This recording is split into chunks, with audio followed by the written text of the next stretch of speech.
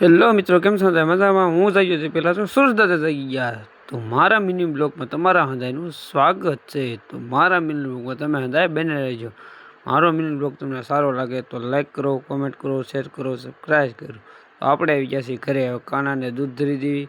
કાનાને દૂધ ધર્યું, પછી માતાજીના દર્શન કર્યા. માતાજીના દર્શન કર્યા બાદ હવે આપણે જાવું મઢે જઈને હું તમને માતાજીના દર્શન કરાવું. તો આ અમારો મઠ છે અને માતાજીના દર્શન કરી લ્યો અને કોમેન્ટમાં લખી નાખો જય મેલડીમાં.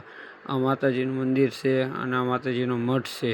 હવે આપણે આવશું પાછા રિટર્ન ઘરે આવ્યા એટલે ઘોડો કાઢ્યો બહાર. ઘોડો બ્લેક ઘોડો, એને સાફ તો કરવો પડે. સાફ કર્યા બાદ આપણે હવે જઈશું કારખાને.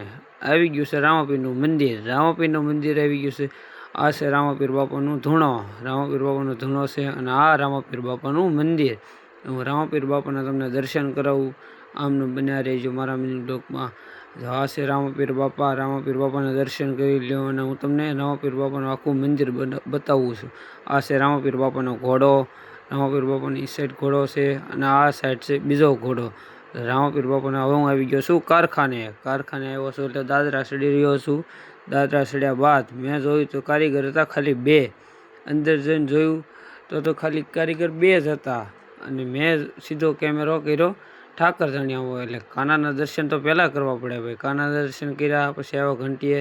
તો મારા પપ્પા અને એક ભાઈબંધ 2 ઘંટી સાફ કરતા હતા અને આ છે મારી ઘંટી. ઘરે આવ્યો ત્યાં તો ગણેશ ચતુર્થી. આ ગણપતિ બાપાના દર્શન કર્યા. ગણપતિ દાદાના દર્શન કર્યા બાદ હવે આપણે ગણપતિ બાપા પાસે કાંઈક માંગી લઈશું.